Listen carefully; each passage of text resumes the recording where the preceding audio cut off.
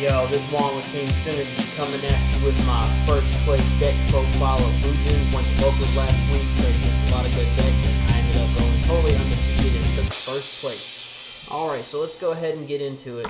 Now, we're going to be playing 3 Bujin Yamato, as he's the main card in the deck. Y'all pretty much knows what he do. He's your searcher, and he's the guy you need to protect. So, triple Bujin Yamato.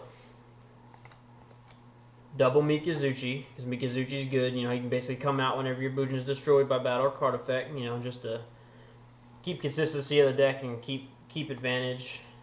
We play 3 Bugenji Crane, because Bugenji Crane's your honest, and he's so good, he doubles the attack of your Bujin Beast Warrior type monster. So he's good. Then we go with 2 Bugenji Hair. Hair pretty much negates your monster's destruction when it's removed from the grave. Once per turn. Then we play 2 Bugenji Turtle. Turtle pretty much negates a target when it's removed from the grave. So we play 1 Bugenji Quillin. Quillin's your monster popper to get over them threats and shit that you need to get over. Alright, that's it for the Bujin monsters. Moving on, we play 1 Fire Fist Bear. Because Bear's good for destroying monsters, face up, face down monsters, and, you know, just being able to use them dead tankies on the field, and also being able to get you a tanky to search out your Yamato, which you really need. You know, it just helps speed up, you know, your search for Yamato, because sometimes this deck does draw inconsistent. So this is really good to help with that consistency flaw, as well as monster destruction. And just because just about every monster in the deck is light, we run 1 Honest. 1 Honest is really good because it's like you're playing 4 in the deck with your Crane.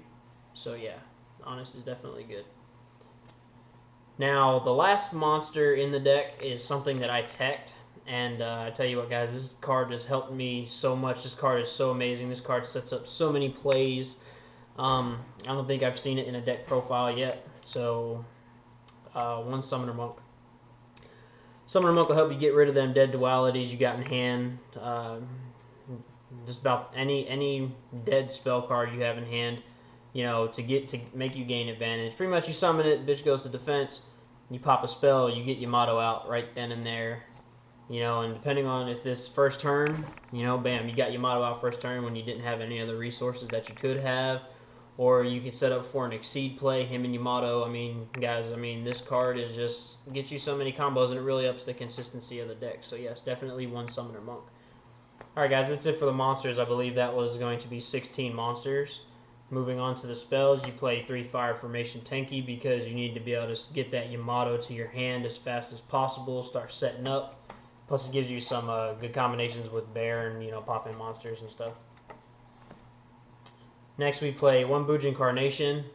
Bujin Carnation is good. I've been testing it, and I like 1 right now. 2 is a little, sometimes of a dead draw. But I'll show you what I changed the second one with right before the tournament. We play double Forbidden Lance because you got to protect your monsters coming out. You got to protect that Yamato, bringing them out so you can start setting up plays. I mean, pretty much the whole deck revolves around Yamato, so you got to protect them. Double Kaiser Coliseum to keep advantage over your opponent. I mean, pretty much it's locked down. It's pretty self-explanatory. Triple Mystical Space Typhoon. Back row's a bitch. You gotta get rid of your back row, so you gotta protect your. You gotta be able to play safe and protect your monsters, get rid of their threats. We play triple Pot of Duality because you just need more consistency in the deck. I was playing at 2, and I just wasn't drawing that consistent. So when I upped it to 3, right that Friday, right before the tournament, right before our locals, yeah, it was just so good. It was so good. And next spell is Dark Hole. Dark Hole's really good. You know, it pretty much destroys your opponent's established field. And you know, with this deck, there's so many ways you can get around destroying your monsters with this card, and you know, it's just really good. It lets you keep advantage. And the card that I switched for the second Bujin Carnation is going to be Mind Control.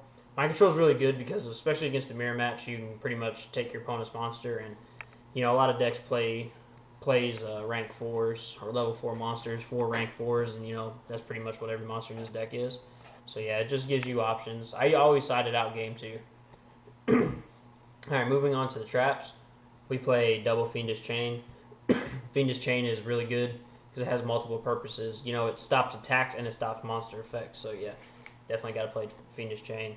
2 cards I put in here that I don't see a lot of people run, but Dimensional Prison. Dimensional Prison is really good. I like it. It gets over the monsters that you can't destroy, So yeah, definitely Dimensional Prison is so good. Then I play 1 Bottomless Trap Hole, stop threats. 1 Mirror Force, because Mirror Force is good, even though it always gets sided out game 2. 1 Torrential Tribute. And the last trap I play, which is also a tech, is Pinpoint Guard. Guys, Pinpoint Guard is so good whenever your motto is engraved and you just don't have anything else and you need to get that monster back on the field to, reestablish or set up for next turn. Pinpoint Guard is so good because whenever your opponent monsters declare an attack, you pretty much activate this and you special summon a monster from grave in defense position, level 4 or lower, and it can't be destroyed by battle or card effects for the rest of the turn. So this card really helps you set up for next turn. Alright, moving on to the extra deck. We play double Susanoo, Bujin Susanoo. This card is really good. Attacks all your opponent's monsters once, and then they can search either Bujin monster, add it to your hand, or send it to the grave. Set up plays for next turn. Next we play double Kagasuchi. I will be cutting this down to 1, but I just don't have anything else to put in, so why not just play 2? This card is pretty much the maestro of the deck. Next we play 1 Bujinte Tsukiyomi. He's good just to have in there for a just-in-case purpose, and I've actually used him a few times just to get a little bit more hand advantage. Next we play 1 Fire Fist Tiger King, to negate those monster effects and shit. I need to get that out of the way. Play 1 Utopia and 1 Utopia Ray. This card actually won me a game. I got pretty low, and my opponent was also low, and overlay, and pretty much yeah, good damage dealer right there. And then we play 1 Starleaf Paladimo. Paladimo is really good. Pretty much negates your opponent's effects, reduces their monster to 0, instant 2,000 damage. Plus when he dies and leaves the field, you get the +1 and draw. Next we're playing 1 Diamond Dire Wolf because you need to. 1 Black Ship of Corn because Black Ship of Corn is so good. 1 number 101 Silent Honor Arc because Honor Arc, you just need to play Honor Arc. You never know when you're gonna need to use them, so definitely. Next is 1 Gaga Cowboy. Gaga Cowboy is very good. He ends games. And 1 card that I also teched in the extra deck and caused me 2 wins at locals was Heartland Draco. Because since I always play Kaja Coliseum and Tenki, they can't be targeted for an attack. So unless they got something to destroy it, you pretty much get to attack your opponent directly 2 turns in a row, dealing 4,000 damage if they don't have nothing to stop it. So yes, this card is really good. I explained that in one of our underrated, overrated card discussions. So check that out. All right, moving on to the side deck. Side deck's not really that complete. I don't really have much cards, but side deck we're gonna go with double Vanity Emptiness for those decks that special summon a lot. You can pretty much control what is sent from your side of the field and not. Double Dust Tornado to get rid of them Light Imprisoning Mirrors and any other cards people may side against this deck to pretty much stop it. Double Trap Stun against them Fire Fists, and it's good to side in just in case your opponent has a lot of trap heavy cards, playing a trap heavy deck and you need to get your plays off. Double Divine Wrath. Divine Wrath is good against those decks that use a lot of effects, and plus if you set it up right, you can pretty much get rid of a dead hare or dead turtle in hand, plus off of it. So double Mind Crush because Mind Crush is way too good, guys. Just look at our videos of underrated, overrated cards, and and that pretty much gives you the description. Then for Noble Knights, I played the Emperor's Holiday and Prohibition. This pretty much just says you can't use spell cards for Noble Knights, and this just stops your opponent's MST waster. For Dragons, I played double Soul Release because Soul Release gets rid of shit in their grave. And then for the last card in the side deck is Bujin Centipede. This is in here just in case you need to get rid of some more back row. Maybe your opponent's playing a back row heavy deck like Fire Fist or something like that. So yeah, that's in there. But alright guys, this is my first place deck profile of Bujin's. I took first Saturday, went totally undefeated.